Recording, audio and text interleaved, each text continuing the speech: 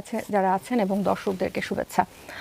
তারেক রহমান সাহেব যখন যান দেশ থেকে 17 বছর এর মাঝখানে কিন্তু অনেক কিছু পরিবর্তন হয়ে গেছে। উনি যে বাংলাদেশ রেখে গেছেন উনি কিন্তু এসে ওই বাংলাদেশ পাবেন না। এবং আমি যদি ওনার নিজের কথা বলি, ওনার নিজের রাজনৈতিক জীবনেও কিন্তু অনেকদিন উনি মাঠ রাজত্ব করে যদি বলি, এটা খুবই গুরুত্বপূর্ণ। কেন গুরুত্বপূর্ণ? কারণ আমরা যখন জুলাই গণ অভ্যুত্থানের পরে বিভিন্ন তরুণরা যখন রাজনৈতিক দল করলো বা রাজনৈতিক সংস্কৃতি পরিবর্তনের কথা আমরা যখন বলি, তখন কিন্তু বিএনপি একটা বড় রাজনৈতিক দল, পুরনো রাজনৈতিক দল, তারা নতুন বাংলাদেশকে কিভাবে দেখছে এটা খুব গুরুত্বপূর্ণ। এবং তারেক রহমান সাহেবের ভূমিকা এখানে খুবই গুরুত্বপূর্ণ। হতে চায় না উনি কতটুকু আলাদা করতে পারে। উনি 17 বছর ফিরে এই একটা প্রজন্ম কিন্তু চেঞ্জ হয়ে গেছে রাজনীতিতে ওনার এই মাঝখানে। হ্যাঁ, তাহলে এসে উনি ওটা কতটুকু ধরতে পারে এবং ওই অনুযায়ী উনি কিন্তু বারবার ওনার বক্তব্যগুলোতে গত কয়েক মাসে বলেছে যে সহজ হবে না কিন্তু সামনের যাত্রাটা। হেলাল সাহেব যদিও অনেক বড় বড় বিপ্লবীদের সাথে ওনার তুলনা করলেন, কিন্তু আমার কাছে ব্যক্তিগতভাবে মনে হয় ওনাকে জাতীয় পর্যায়ে যে কেন্দ্র করে যে সহিংসতা বা এটা ওনার আগমনের ডেটটা করে যেটা হলো, এটার আশঙ্কাটা আমরা সবাই জানি যে এটা ছিল যে ওনার তারিখটা যাতে পিছায় বা কোনো একটা যাতে ঘাপলা হয়, কিন্তু যে করেই হোক এটা কিন্তু থেমেছে। যে আপনি বললেন উঠেছিল আবার থেমে গেল, সো ওইটা কিন্তু গুরুত্বপূর্ণ যে এটা থামানো গেছে এবং এটার কিন্তু সব পক্ষের ঐক্য ছাড়া আমার মনে হয় না যেটা থামানো সম্ভব ছিল। সো এটা একটা গুড সাইন। কিন্তু এর পরবর্তীতে নির্বাচন তো পার হয়ে যাবে, কিন্তু নির্বাচন ঘিরে এবং এর পরের রাজনীতি কি হবে এটাতে তারেক রহমান সাহেব কিন্তু খুবই গুরুত্বপূর্ণ। আমি একটু সমালোচনা করে বলতে চাই ওনার ফেরাকে ঘিরে বিএনপির আবেগের প্রতি শ্রদ্ধা রেখেই আপনি দেখেন সকাল থেকে আপনি যদি রোড দেখেন আমাদের পুরো ঢাকা শহরে ওনার ফেস্টুনে ব্যানারে ছেয়ে গেছে, মানে পুরো স্তব্ধ কালকে যে উনি আসবেন এবং কালকে মনে হয় কেউ বাসা থেকেও বের হবে না, ট্রাফিক নিরাপত্তা অনেক কিছু ঘিরে। আমি জানি না যে এটা রাজনৈতিক সংস্কৃতি পরিবর্তনের আসলে কতটুকু বার্তা দেয়, কারণ এই জায়গাগুলোতেই কিন্তু ব্যানার ফেস্টুন কিছুদিন আগেও অন্য দলের ফ্যাসিস্ট দলের ছিল। আমাদের কিন্তু উনি নিজেও বলেছেন কিন্তু বক্তব্যে যে আপনারা আমাকে বিমানবন্দরে বিদায় দিতে সবাই ভিড় করবেন না। তার মানে ওনার কথাবার্তায় কিন্তু এই পরিবর্তনগুলো আছে। এই পরিবর্তনগুলো কিন্তু খুব সিগনিফিক্যান্ট বাংলাদেশের রাজনীতির জন্য, যে আপনি কিভাবে দেখছেন মানুষ যেভাবে চায়, মানুষের পালস যেভাবে। কারণ আমরা এই কাল্ট কেন্দ্রিক বা ব্যক্তিকেন্দ্রিক একটা মানে একদম অবসেস থাকতে থাকতে আমাদের রাষ্ট্র গঠনের যে গণতন্ত্রের যে মূল জিনিসগুলা ওগুলা হাতছাড়া হয়ে যায়। হ্যাঁ, তো এই জন্য ওনার এবার ফেরাটা কিন্তু খুবই তাৎপর্যপূর্ণ এই দিকে যে উনি কতটুকু বাংলাদেশের পালস বুঝে, তরুণদের প্রজন্মের পালস বুঝে উনি বিএনপিকে পরিবর্তন করতে পারে। মানে চালাতে পারে। সেটা নিয়ে আসছি হেলাল ভাই, তাজনুল ভাইরা বা ধরেন এই গণ অভ্যুত্থান পরবর্তী যে রাজনৈতিক শক্তি, তাদের বোঝাপড়া, তাদের রাজনৈতিক বিবেচনা, তাদের পছন্দ অপছন্দ, এগুলোর সঙ্গে ধরেন আপনার দলেরও যারা ইয়াং বা ছাত্রশক্তি তারা সক্রিয় ছিল। প্রশ্নটা হচ্ছে যে তারেক রহমান সাহেবের আগের তারেক রহমান এবং বর্তমান তারেক রহমান, যেহেতু বাংলাদেশটাও পাল্টে গেছে, ফলে কি পরিবর্তনের বার্তা উনি নিয়ে আসছেন এবং আগামী রাজনীতিতে আপনিও গুণগত পরিবর্তনের ব্যাপারে নিশ্চয়ই আশাবাদী।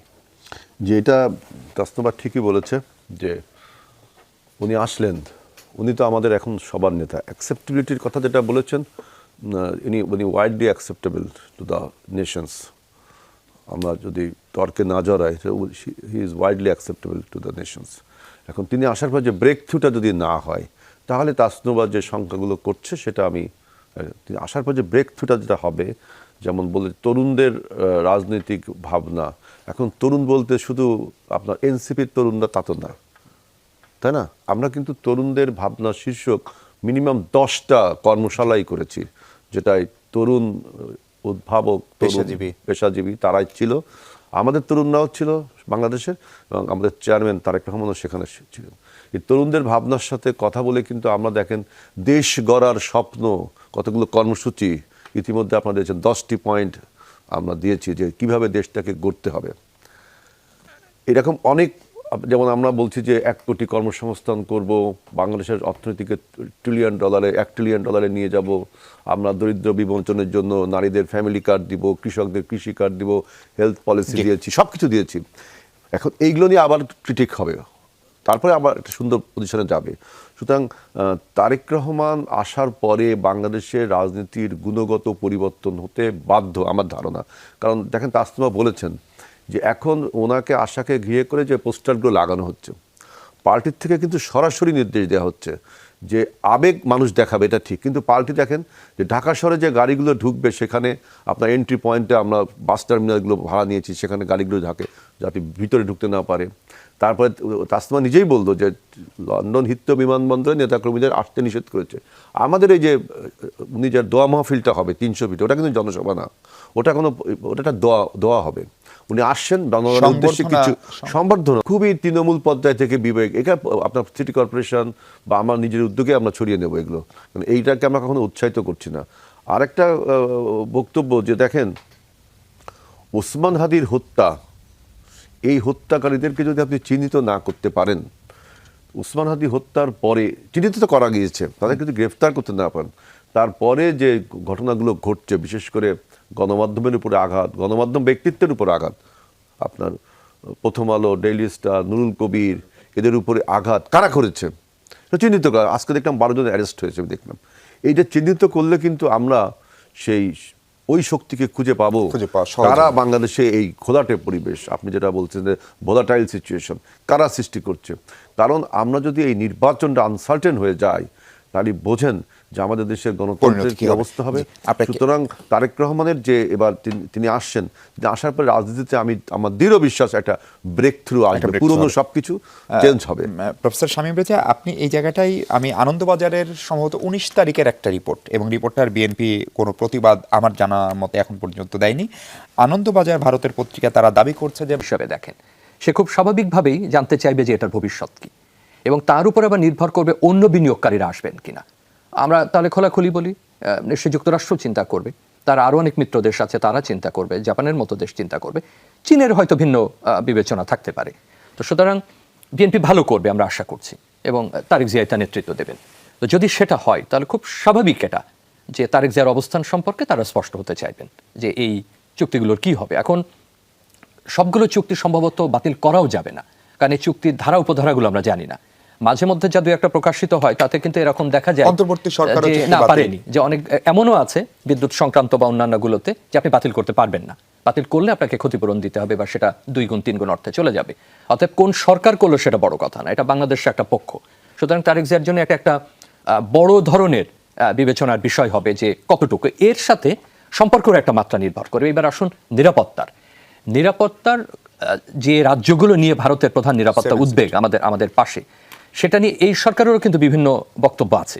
সেটা ধরুন আপনি যদি কূটনৈতিক পর্যায়ে ফেলেন বা কৌশলগতভাবে যে কোনো দেশ এটা করবে, কিন্তু সাম্প্রতিক সময়ে প্রতিবেশী দেশের ব্যাপারে বা ভারত বিরোধিতার যে ধরনের আমরা প্রবাহটা লক্ষ্য করছি, এটা ঠিক একটা বয়ান তৈরির প্রবাহ কিনা, বা এটা নীতিকে প্রভাবিত করবার জন্য করা হচ্ছে কিনা, বা রাজনৈতিক কারণে করা হচ্ছে কিনা, এটা বিভিন্ন রকম ব্যাখ্যা হতে পারে। কিন্তু এটার কিছু কিছু বক্তব্য এমনভাবে এসেছে যে ভারত প্রতিবেশী হিসাবে, রাষ্ট্র হিসাবে তার প্রতিক্রিয়া জানানোর একটা সুযোগ কিন্তু তৈরি হয়। আপনি যদি বলেন যে আপনার যারা ভিন্ন মতাবলম্বী, আপনার যারা বিচ্ছিন্নতাবাদী, আপনার যারা নিরাপত্তার জন্য তৈরি করতে পারে, হুমকি তৈরি করতে পারে, তাদেরকে আপনি আশ্রয় প্রশ্রয় দেবেন।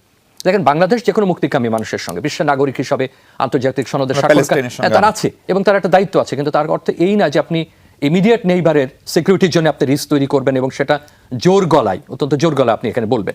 এখন তারেক জিয়ার প্রসঙ্গে এই কারণে গুরুত্বপূর্ণ যে তাকে নিশ্চিত করতে হবে বা ভারত নিশ্চিত হতে চাইবে যে নেতা কি করবেন বা বিএনপির অবস্থান কি বা তারেক জিয়ার অবস্থান কি। আমাদের দলের একটা বড় অংশ নির্ভর করে শীর্ষ নেতার উপরে, তিনি কি ভাবছেন, এটা খুব স্বাভাবিক, এটা লুকিয়ে রাখার কোনো কিছু না। এখনো এটাই বলে শেষ করি যে বিষয় থেকে বাংলাদেশ সরে এসেছে, যে এই নিরাপত্তা ঝুঁকিতে সে সমর্থন দেবে না, সামরিক অসামরিক কোনো রকম সমর্থন দেবে না, সেটা বিগত সরকার করেছে। যে সরকারের ব্যাপারে রিজার্ভেশন রয়েছে বাংলাদেশে, তার ব্যাপারে ভারতের সম্মতির ব্যাপারেও রিজার্ভেশন আছে, কোনো লুকানো ছাপানোর বিষয়টা নাই, অসংখ্য আলোচনা এটা নিয়ে আছে। আপনি কি আবার সেটাতে ফিরে যেতে পারবেন কিনা, আপনি যেটা কতখানি বাস্তবসম্মত হবে, দুটোই ফিরে যাওয়া যায় কিনা বাস্তব, এবং সেই অত্যন্ত গুরুত্বপূর্ণ সিদ্ধান্ত জনাব তারেক জিয়াকে নিতে হবে। আমি একদম 30 সেকেন্ডে বলে, আমাদের সীমিত বিভিন্ন সময় কথা বলার সুযোগে এই পরিস্থিতির আগে আমরা সাবেক যত কূটনীতিকের সঙ্গে ভারতে কথা বলতে পেরেছি বা সামরিক অসামরিক কর্মকর্তার সঙ্গে বিভিন্ন সভা সেমিনারে কথা বলতে পেরেছি, গত 1.5 বছর তো আর সে সুযোগ আমাদের হয়নি। তাতে কিন্তু তারেক জিয়ার আসার প্রস্তুতির অনেক আগের কথা, এবং সেখানেও কিন্তু তারা বিভিন্ন সময় অনানুষ্ঠানিকভাবে, যদি আমরা জাতীয়তাবাদী দলের নীতি নির্ধারক কেউ না বা দলের কেউ না, তারা বিভিন্ন সময় কিন্তু বলেছেন তাদের অস্বস্তির কথা, আবার প্রত্যাশার কথা বলেছেন যে যদি বিএনপি কখনো আসে তাহলে এই ব্যাপারে কি করবেন বা তারেক জিয়া কি করবেন। সুতরাং আমি সেটা মনে তারা- করি যে এটা খুব পরিশীলিতভাবে, কূটনৈতিকভাবে, বিচক্ষণতার সাথে, কৌশলগতভাবে সামাজিকভাবে। আমাদের আলোচনা জি, প্রয়োজন হ্যাঁ, আছে। তাজমহল জামিন, আমরা একটা বিরতিতে যাবো, আপনার কাছে প্রশ্নটা রেখে। সেটা হচ্ছে তারেক রহমানের নিরাপত্তা নিয়ে আমাদের অনেকের নিরাপত্তা নিয়ে উদ্বেগ, বিশেষ করে একজন ইনকলাব মঞ্চের আহ্বায়ক যিনি সংসদ সদস্য প্রার্থীও ছিলেন বটে, তার উপরে দিনে দুপুরে যেভাবে হামলা হলো, তারপরেও আমরা মিরপুরে এনসিপির 6 জনের উপরে হামলা দেখলাম, বিএনপির একাধিক নেতার উপরে হামলার ঘটনা জানি। এই অবস্থায় উনার নিরাপত্তা নিয়ে আপনারা কতখানি কনসার্ন, নাম্বার 1, এবং নাম্বার 2 হচ্ছে এই নিরাপত্তা বিধান করার জন্য সরকারের যে সমস্ত উদ্যোগ, ধরেন গানমান দেওয়া বা অন্যান্য নিরাপত্তা ব্যবস্থা নেওয়া, সেইটা আসলে আইন শৃঙ্খলা পরিস্থিতির একটা ভঙ্গুরতাকেও তুলে ধরে কিনা, এবং সেক্ষেত্রে তারেক রহমানের জন্য চ্যালেঞ্জ তো হয়তো আরও বেশি হবে কিনা, সেই প্রসঙ্গে কথা বলতে চাই দর্শক, ছোট্ট একটা বিরতির পর। দর্শক, আরেকবার স্বাগত 24 ঘন্টায়। তারেক রহমানের দেশে ফেরা ও আগামীর বাংলাদেশ নিয়ে কথা বলছি আমরা। এনসিপি নেতা ও সংসদ সদস্য প্রার্থী তাজনুভা জাবিন আছেন আমাদের সঙ্গে। তাজনুভা জাবিন, নিরাপত্তা ব্যবস্থা, গানম্যান, এইসব দিয়ে আসলে প্রকৃত পরিস্থিতি সামাল দেওয়া যায় কিনা, এবং তারেক রহমানের ঝুঁকিও নিরাপত্তা ইস্যুতে আগে থেকে আমরা অনেকেই বলছিলাম, সেটা এখন দূর হলো বলে আপনারা মনে করেন কিনা, যারা মাঠে ঘাটে আছেন? এই নিরাপত্তার প্রশ্নটাতে আসার আগে আমি একটু আমার দুই সহ আলোচকের দুটো বিষয় অ্যাড্রেস করি, তাহলে এইটার সাথে লিঙ্ক ভালো হবে। আমি যখন বলছিলাম যে তরুণ প্রজন্মের পালস বুঝতে পারবেন কিনা তারেক রহমান সাহেব, আমি এনসিপির তরুণদের কথা বলি নাই, এবং যাদের 20 থেকে 30 বছর বয়স সেই তরুণদের কথাও বলি নাই। আমরা কিন্তু যে যাদের বয়স 30-এর নিচে, যাদের বয়স 20-এর মধ্যে, তাদেরকে কেন্দ্র করেও রাজনীতি। যে মানুষ 60 বছর 70 বছর বয়স, যে বাংলাদেশের গণতান্ত্রিক পরিবর্তন চায়, সেও তরুণ আমাদের কাছে। সো এই পালসটা উনি এসে কতটুকু বুঝতে পারেন, এবং ওনার নেতৃত্বের পারদর্শিতা কিন্তু মানুষ অবশ্যই দেখবে ওনাকে একটা ওইভাবে ফিগার হিসাবে মানার আগে। এই পরীক্ষাটা ওনাকে দিতে হবে, এবং আমি মনে করি যে এটা উনি নিজেও বোঝেন। সো আপনি যখন স্যার যখন বলছিলেন যে ভারত নিশ্চিত হতে চাইবে যে তারেক রহমান সাহেব কি করছেন, সো এখানে আপনি দেখেন, আপনি কথাগুলো যখন বলেন যে আমরা ভারতের অস্বস্তি, ভারতের প্রত্যাশাকে প্রাধান্য দিচ্ছি, এই কথাগুলো কিন্তু এখন মানুষ পছন্দ করে না। আমাদের অস্বস্তি, আমাদের প্রত্যাশা তাহলে কোথায়? তারেক রহমান সাহেব যদি সরকার প্রধান হয়, যেই সরকার প্রধান হোক, তাকে কিন্তু বাংলাদেশের মানুষের অস্বস্তি প্রত্যাশাকে আগে প্রাধান্য দিতে হবে। আমরা যেরকম নতজন একটু না, আমি একটু 10 সেকেন্ডে, কারণ শব্দটা একটু বিভ্রান্তিকর মনে হতে পারে। যে কোনো রাষ্ট্রেরই সক্রিয় এবং স্বাধীন সেই সুযোগ আছে যে সে তার বেস্ট ইন্টারেস্টেই কাজ করবে। That is the essence of foreign policy. তার মানে কিন্তু এই না যে আমাদেরটা অগ্রাহ্য করা হচ্ছে। আমরা কিন্তু সমানভাবে বলে আসছি যে বাংলাদেশের অস্বস্তিতাকে বিবেচনায় নিতে হচ্ছে, কিন্তু আলোচনার সূত্রটা ছিল যে জনাব তারেক জিয়ার সাপেক্ষে ভারত কি ভাবছে বা কি ভাবতে পারে, যে ওইটা একটু স্পষ্ট করার জন্য আমি যেখানে বলছিলাম, তো এই জিনিসটা কিন্তু এখন দেখতে হবে। কারণ আপনি দেখেন, গত জুলাই গণ অভ্যুত্থানের পরে ভারতীয় গণমাধ্যমে এবং তাদের বিভিন্ন প্রাক্তন কূটনীতিকরা যেভাবে আমাদের এই অভ্যুত্থানকে অ্যাড্রেস করেছেন, যেভাবে এটাকে একটা দাঙ্গা হিসেবে দেখিয়েছেন, এটাকে একটা জঙ্গি হামলা হিসেবে দেখিয়েছেন, এবং যে ধরনের মন্তব্য করেছেন, এগুলো কিন্তু আমরা কেউ ভুলে যাব না। এগুলো আমাদেরকে মর্মাহত করেছে।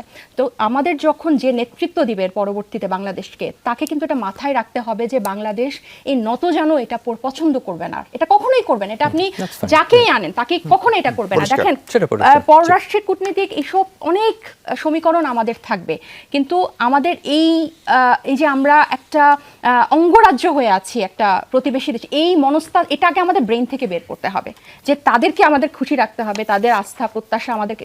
শুনেন, সরকার গঠন হওয়ার পর চুক্তি টুক্তি সব দেখেই সব সরকার হবে, কিন্তু আগে ওই জিনিসটা সেট করতে হবে, একটা মাত্রা হতে পারে না, মাত্রা আগে সেট করতে হবে। হ্যাঁ, যে আমার অস্বস্তি, আমার প্রত্যাশা, জনগণের প্রত্যাশা এখানে পারস্পরিক একটা শ্রদ্ধাবোধের মাধ্যমে হচ্ছে কিনা। আরেকটা হচ্ছে নিরাপত্তার কথা আপনি যেটা বললেন তারেক রহমান সাহেবের, আমার কাছে মনে হয় না যে আপনি গানম্যান দিয়ে বা চারপাশে খুব সিকিউরিটি টাইট করে আপনি নেতাদের বা যারা জুলাই গণ অভ্যুত্থানে নেতৃত্ব দিয়েছে বা সিভিল সোসাইটি, সাংবাদিক, শিক্ষক, বুদ্ধিজীবী, আপনাদের এদের নিরাপত্তা নিশ্চিত করতে পারবেন। নিরাপত্তা নিশ্চিত করতে হলে পুরো দেশের করতে হবে, মানুষের করতে হবে। যারা রাজনীতিটা, আমি গতকালও বলছিলাম, যারা রাজনীতি করতে এসেছেন তারা জীবনের ঝুঁকি নিয়ে এসেছেন, বরং যে মানুষটা বেঁচে থাকার অধিকারকে বেশি প্রাধান্য দেয় তার নিরাপত্তা নিশ্চিত করতে হবে। যে আমি তো রাজনীতিতে, আপনি শুধু তারেক রহমান সাহেব বা নাহিদ ইসলাম বা জামাতের কোনো নেতাকে নিরাপত্তা দিলেন, তাদেরকে একদম মানে ভিআইপি কেন্দ্র করে, তাহলে ওনারা যাদের জন্য রাজনীতি করছেন তাদের নিরাপত্তা কে দিবে? আপনাকে ওই নিরাপত্তা ইস্যুতে একটু বলি। ধরেন ওসমান আদি হত্যাকাণ্ডের পরপরই খবর বের হলো তার হত্যাকারীরা ভারতে পালিয়েছে। ধরেন বাংলাদেশের যে কোনো হত্যাকাণ্ডে হলেই এত বড় সীমান্ত যে হত্যাকারীর ওপাশে চলে যায়, ফলে ভারত যেন সেই হত্যাকারীদেরকে আশ্রয় না দেয় অথবা চলে গেলেও ফেরত দেয়, সেজন্যও তো আপনার ভারতের সঙ্গে একটা ওয়ার্কিং রিলেশন লাগবে, আপনার কি মানে মনে আপনার হয়- সেই কনফিডেন্সটা তাকে রাখতে হবে, না, সেটা জরুরি কিনা? আপনি কি মনে করেন গত এরকম গণহত্যাকারীকে ওনারা যেভাবে আশ্রয় দিয়েছেন এবং ওনার রায়ের পরে, বিচারের যে রায় আমরা একটা প্রথম রায়টা পেয়েছি, ওটার পরে ওনাদের সাবেক কূটনীতিকরা যেভাবে দাম্ভিকতার সাথে বলেছে যে কখনোই ভারত ফেরত দিবে না, ওপেনলি বলেছে, আপনি কি তাদের মধ্যে এই মনোভাব দেখতে পারেন যে তাদের কোনো ধরনের চিন্তা আছে কিনা, মানে এরকম কোনো ইচ্ছা আছে কিনা যে আমাদেরকে সহযোগিতা করবে? এটা তো অস্পষ্ট না, চোখের সামনে দিনের আলোতে তার মানে বাংলাদেশ 1400 ভারত মানুষকে সম্পর্ক এগোনোর আর কোনো রাস্তা না নাই? এগুলো, It should be এটাকে stopped. আমি যেটা বলছি এটা দুই পক্ষকে কাজ করতে হবে। একদম। এক্স্যাক্টলি, হ্যাঁ, এটা দুই পক্ষ। আমরা তো ঠিক আছে। হোস্টাইল না, আমরা কিন্তু কোনো অন্যায় আবদার করছি না। আপনি কোলের শিশুকে হত্যাকারীকে আপনি আশ্রয় ফেরত। দিয়েছেন, হ্যাঁ, তাহলে এবং এই হাদির বুকে যে গুলি চালালো, মাথায় যে গুলি চালালো, সে খুব সুন্দর করে কিন্তু ওপারে পার হয়েছে। আপনার কি মনে হয় মিশু ভাই, এটা এখানকার বা কারো হেল্প ছাড়া, যেখানেরই হোক, কারো হেল্প ছাড়া সে এত সুন্দর করে সে পালাতে Definitely পারে? না। ডেফিনেটলি আমাদেরও সহযোগিতা ছিল বাংলাদেশের Definitely। লোকজন। তাহলে আপনি তারপরে সীমান্তে হত্যা, আপনি ভারতের সাথে তো অনেক দেশের সীমান্ত আছে, আমরা কোন দেশে সবচেয়ে তারা বেশি। সবচেয়ে বেশি, এখানে আমরা কি এটা কিছু করতে পারছি? তাহলে আপনি আমাদের সীমান্তে সমানে মানুষকে মারবেন, আমাদেরকে নিয়ে আপনার মানে মেইন স্ট্রিম গণমাধ্যমে আমাদেরকে নিয়ে মিথ্যাচার করবেন, তাহলে আপনারা সব সহযোগিতা আবার আমাদের থেকেই চাচ্ছেন এবং দাম্ভিকতা